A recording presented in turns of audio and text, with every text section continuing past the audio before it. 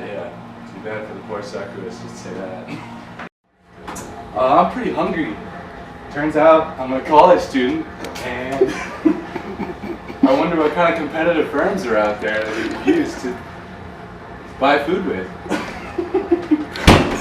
But Reid, what do you mean by competitive market? A competitive market is a market where there's a large number of firms that compete with each other to satisfy the wants and needs of consumers. In a competitive market, neither the producer or the consumer can dictate how the market operates. Supply and demand dictate prices and behaviors of both consumers in this type of market. I still don't know where we should buy our food though. How can we figure this out? I don't know. Well, let's have an adventure. Where should we go first, boys? How about Walmart? Well, familiarity of name brands is always very important.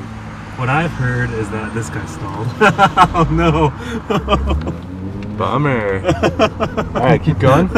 Anyways, so what I've heard is that Walmart, what they do is they sell higher priced goods like electronics and stuff to make up for the low cost that they have for food. So even though the prices of food are low, they still make a decent profit off their other goods. Walmart's not my first choice because it's far away, but we'll try it out and compare some prices. Alright, sounds good to me.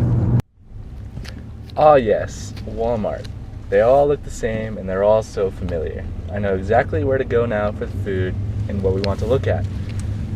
This seems to be a great advantage to the company. Familiarity and the name branding makes it easier for consumers to pick the Walmart over other competitors. So we're going to look at 4 different products in each of these stores.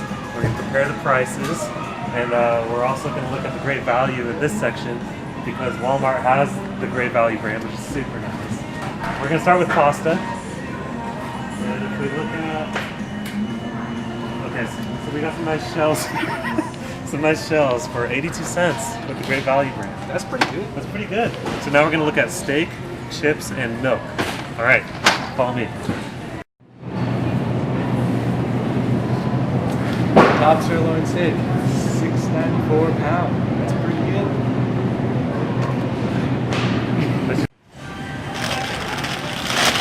Juanito's tortilla chips. $2.68. That's pretty good. We got some 2% milk here for $1.78. Walmart was a great option. There's a lot of great low prices. However, I just got my tax return, so I have a lot of extra discretionary income. As you know, food is a normal good, so as my income increases, my willingness to buy more and more expensive food increases. So I think we should check out the really nice Albertsons on Broadway. What do you say to that? Yeah, that sounds good to me. How about you, let's Kyle? go. Fine. Oh, okay. One plus side to Albertsons, we get free samples. But looking at the pasta section, I don't see anything that's really off-brand. Everything's a name brand, nothing's generic.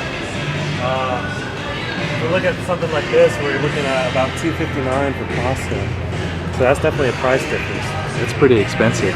All right, next product. I do like my steak, so gotta price it out.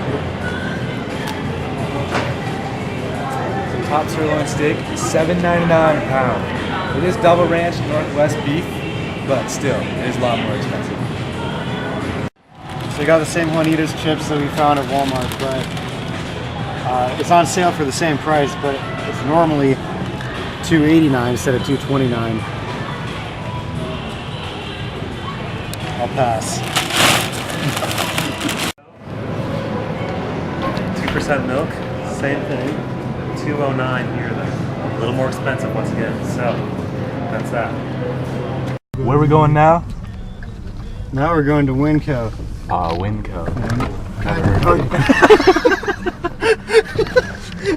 You know what, Guido? Winco, Kyle? Guido? It's cheaper and it's close to our apartment, Ben. Oh, really? It offers a wide selection of products at better prices. Oh, let's check it out. Let's do it. Yeah? Yeah. Yeah. So right away, we were walking by, and the name brand here is 98 cents. Another episode of Rate My Steak. Top sirloin today, 87 cents a pound. That's pretty good. As you can see, chips here are $2.18 as compared to $2.29 at Walmart and $2.89 at Albertsons. Back at the 2% aisle, $1.88. pretty good. Not as good as Walmart, but pretty good. Okay, so Walmart was 3.8 miles away. The pasta was 82 cents. Steak was $6.94 a pound. Chips $2.68, and milk $1.78. With Walmart, they had the Great Value brand, but it was a little farther away. So for Albertsons, it was 1.2 miles away, so a little bit closer, but it was a lot more expensive. For instance, the pasta was $2.59, steak was $7.99 a pound, chips was $2.89, and milk was $2.09. So everything was more expensive, but it was a lot closer than Walmart. Now Winco was 0.8 miles from our apartment. It had pasta for 98 cents, steak for 87 cents a pound, chips for $2.18, and milk for $1.88.